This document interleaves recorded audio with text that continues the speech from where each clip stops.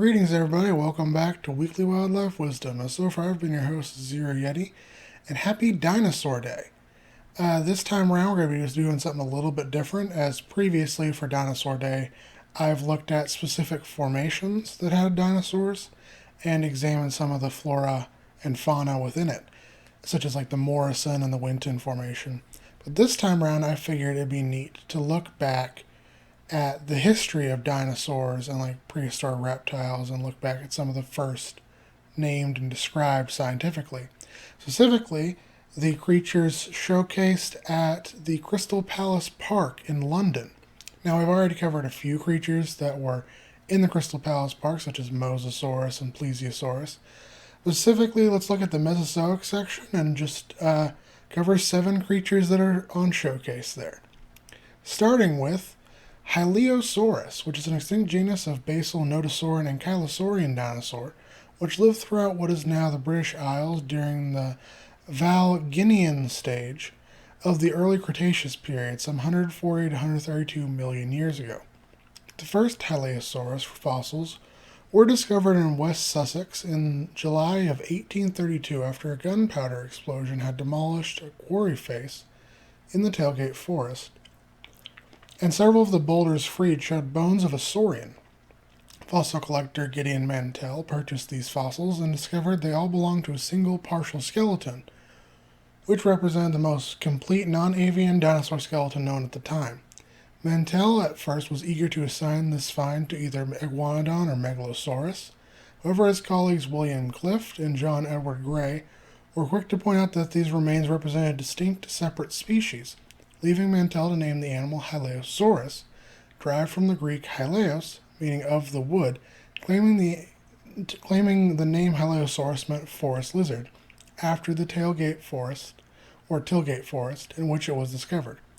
Later, when Richard Owen first established the Dinosauria, and thus created the term dinosaur in 1842, Hyleosaurus was one of the 3 genera he used to establish the group, alongside Megalosaurus and Aguanodon. Several species of Hyleosaurus have been named over the years, but only the type species H. armatus isn't considered valid. Reaching around 16 feet in length, 2 tons in weight, many details of what Hyleosaurus would have looked or acted like are still a mystery. However, we do know that this basal nodosauran would have been a squat quadrupedal dinosaur with a covering of bony plates and spikes down its back and sides, possessing a strong, sturdy tail that may have had spikes but lacked a club. It inhabited river deltas and wetlands, living either alone or in small groups as it browsed low-lying vegetation. Next up, we have Pterodactylus, which is an extinct genus of pterosaur which lived throughout Europe and Africa during the Tithonian stage of the late Jurassic period, around 152 to 145 million years ago.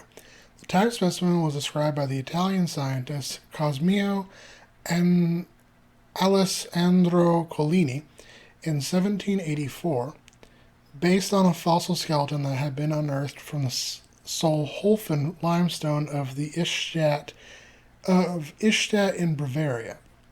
This gives Pterodactylus the honor of being the first pterosaur known to science, although there was much debate as to what the creature actually was, with many inferring that it was a type of prehistoric bat or bird, or that it was actually a marine creature whose wings were actually flippers. Further research and discoveries eventually confirmed Pterodactylus as a flying reptile, but continuing incomplete knowledge and understanding of the group during the 19th century resulted in many discoveries being attributed to Pterodactylus as different species of the genus. This was further unhelped by the fact that Pterodactylus individuals varied considerably with age and sex, resulting in many specimens being classified as a different species. Today, Pterodactylus antiquus is considered to be the only valid species. Reaching around 2 feet in length, 3.5 feet, with a 3.5-foot wingspan, Pterodactylus was a fairly small pterosaur, sporting wings formed by a skin and muscle membrane that stretched from its elongated fourth finger to its hind limbs. The skulls of adult Pterodactylus were long, thin, and straight, and sported a low crest which extended from the antorbital fenestra to the back of the skull. Additionally, its jaws were lined with around 90 narrow conical teeth, and it possessed a fairly large throat pouch. In life, Pterodactylus would have acted as a diurnal generalist predator, feeding upon invertebrates, fish, amphibians, small mammals, small reptiles, early birds, and younger and small non-avian dinosaurs as it traveled throughout the island chain that would later become Europe. Next up, we have Teleosaurus, which is an extinct genus of marine teleosaurid crocodiliform, which lived throughout what is now Europe during the Middle Jurassic period, some 174 to 163 million years ago. Teleosaurus remains have been known to science since at least 1758, although the scientists who first found the remains believed they belonged to crocodiles or alligators.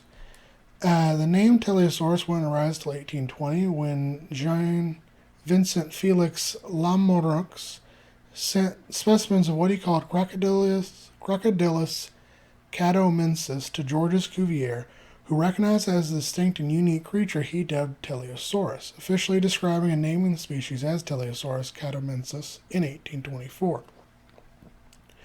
The second species attributed to Teleosaurus, being T. someringi, was named in 1829, and over the next 40 years, nearly a dozen new Teleosaurus species would be erected. However, today, only the original Teleosaurus catomensis is still considered valid. Reaching around 9 to 15 feet in length and 300 to 600 pounds in weight, it sported a long, slender body with short legs and a strong, possibly fluked tail, which would have helped propel the animal through the water. In many ways, Teleosaurus was the Jurassic's equivalent to a gharial, including possessing a long but very thin set of jaws that were lined with lots of small, thin teeth. These jaws were perfect for snatching fish from the water, as their thin form experienced reduced resistance from opening and closing while moving through the water, something which increased the speed at which they could open and close their jaws. Where Teleosaurus and modern gharials differentiate is their ecosystems in which they inhabit. While modern gharials dwell in rivers and freshwater lakes, Teleosaurus was a marine animal, which inhabited coastal waters, particularly in and around lagoons, atolls, and small islands, occasionally even venturing into the open ocean. Here, Teleosaurus would have fed upon fish and vertebrates, alongside creatures such as sharks, turtles, plesiosaurs, ichthyosaurs, pliosaurs, and other marine crocodiliforms. Next up, we have Aguanodon, which is an extinct genus of iguanodontian ornithopod dinosaur, which lived throughout what is now Eurasia during the late Jurassic and early Cretaceous periods, some 155 to 122 million years ago. The exact discovery of Aguanodon has become something of a popular story, but with successive retellings, some of the details have become a little blurred. Gideon Mantell was a practicing obstetrician whose wife, Mary Ann, is said to had discovered the first teeth in Aquarium Whitman's Green, Sussex, while he was visiting a patient in 1822. However, Gideon Mantell himself later stated in 1851 that it was he who had found the original teeth. Regardless, initially the teeth were a secondary concern for Mantell, as he was more concerned about reconstructing the bones and theropod teeth of a creature he found which he believed to belong to a giant crocodile, setting the herbivorous teeth alongside as belonging to a different yet equally massive reptile.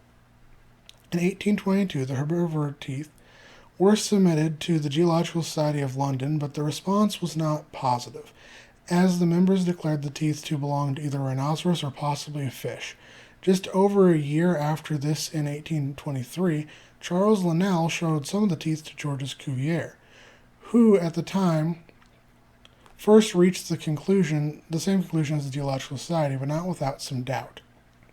In 1824, after describing Megalosaurus, William Buckland visited Mantell to study his collection of bones and realized immediately that Mantell had a creature that appeared to be similar to Megalosaurus, which prompted Mantell to again send the herbivore teeth to Cuvier, who confirmed to Mantell that the teeth were indeed reptilian.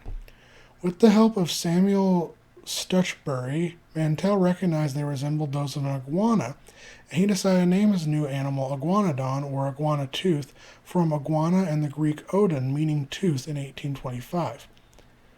Over the next 2 centuries, over 24 species would be assigned to Aguanodon. However, most of these are now considered to be genre in their own right, and today only Aguanodon, Burnus tarensis and Guanodon galvensis are considered valid. Reaching 26 to 43 feet in length and 2.5 to 3.5 tons in weight, Aguanodon were bulky herbivores that could shift from bipedality to quadrupedality. They had large, tall, but narrow skulls tipped with toothless beaks, and these jaws possessed teeth like those of iguanas, but much larger and more closely packed. By far the most distinct feature is the large thumb spikes, which the animals used in combination with their long prehensile fifth fingers to forage for food, as well as use it as a weapon to defend themselves against predators. In life, Aguanodon would have inhabited semi-arid coastal regions similar to today's Mediterranean Sea, traveling in large herds and feeding upon horsetail, cycads, and conifer trees. Next up is Mastodontosaurus, or Mastodonsaurus. This extinct genus of temnospondyl amphibian lived throughout what is now Eurasia during the Anacinian and Landian of the Triassic period, some 247 to 237 million years ago. The first remains of Mastodonsaurus consisted of a broken tooth, which were uncovered and described by J.F. Jaeger in 1828, who dubbed the animal Mastodonsaurus, meaning breast-toothed lizard, after the unusual shape of the tooth. However, as time went on, Jaeger and others would find more substantial remains, including more teeth, vertebrae, parts of the forelimb, several skulls, and even a few nearly complete specimens, which showed that the teeth of the animal proved to be fairly standard for amphibians. Over the years, a large number of species have been attributed to the genus Mastodonsaurus. However, in 2007, re-examination of the genus found only M. jaegerini, M. gigantus, and M. torvis to be valid. Mastodonsaurus reached around 13 to 20 feet in length, with their large triangular heads making almost a third of their entire body length. These massive heads sported a pair of large, well-developed eyes midway up, and jaws that were lined with conical teeth, and two large tusks that pointed up from the tip of the lower jaw and fit through openings in the palate near the nostrils on the upper jaw, emerging out the top of the skull when the animal's jaw was closed. The body was large and rotund, the limbs were greatly reduced in size, and the tail, while short, was strong and wide, allowing for the animal to decently traverse it throughout its freshwater riverine wetland home, as it hunted for fish, invertebrates, and other amphibians. Next up is Ichthyosaurus, which was an extinct genus of Ichthyosaur and the type genus of the order Ectosauria, which lived throughout what is now England, Belgium, Germany, Switzerland, Portugal, and Indonesia during the late Triassic and early Jurassic periods, some 205 to 185 million years ago. While the first complete Ichthyosaurus fossils were discovered in England by Mary Anning in the early 19th century, the name Ichthyosaurus was first used by Charles Conging in 1818, but was not used in a formal scientific description, with the earliest described ichthyosaur being Proteosaurus by James Edward Home in 1819 for a skeleton which is now attributed to Temnodontosaurus plateodon. Henry de la Becque and William Conybeare in 1821 considered Ichthyosaurus to have taxonomic priority over Proteosaurus and named the species Ichthyosaurus based on Anning's specimen. During the 19th century, almost all fossil Ichthyosaurs were attributed to Ichthyosaurus, resulting in the genus in having over 50 species by 1900. However, today only 6 are considered valid, those being I. communis, I. breviceps, I. conybeare, I. anningae, I. larkinae, and I. somerstensis. Measuring around 10 feet in length, Ichthyosaurus was relatively small when compared to other Ichthyosaurs, possessing the familiar characteristic fleshy dorsal fin on their back, as well as a large caudal fin. Ichthyosaurus is distinguished from other ichthyosaurs by having a wide forefin and 5 or more digits with an anterior digital bifurcation. In life, Ichthyosaurus would have been a social, visually oriented, fully aquatic predator, which uses large, well-developed eyes to scan the water for prey, such as fish and squid, as well as to search for predators such as sharks, marine crocodiles, and pliosaurs, in addition to using him to track and communicate other pod members of its same species. And the final animal, but last but certainly not least, is Megalosaurus, which is an extinct genus of large carnivorous theropod dinosaur which lived throughout what is now Europe during the Middle Jurassic period some 174 to 163 million years ago. Although it only exists in drawings, what is thought to be the first fragment of Megalosaurus consisting of a partial femur was discovered in 1676 from a limestone quarry in Oxfordshire by Professor Robert Plot, who, due to the unprecedented nature of the find, declared it to belong to a biblical giant. In 1763, the bone was given the name Scrotum humanum by Richard Brooks due to the rather crass yet accurate appearance of the end of the bone to a human scrotum. This name and description was never formally accepted by any scientific body, but did prompt Rev. William Buckland to begin amassing various other remains from that same Oxfordshire quarry, including a piece of the right lower jaw, a thigh bone, ribs, some pelvises, a foot bone, and several vertebrae. After years of study, Buckland realized these specimens all belonged to the same species of giant reptile, which he named Megalosaurus, meaning great lizard, in 1824.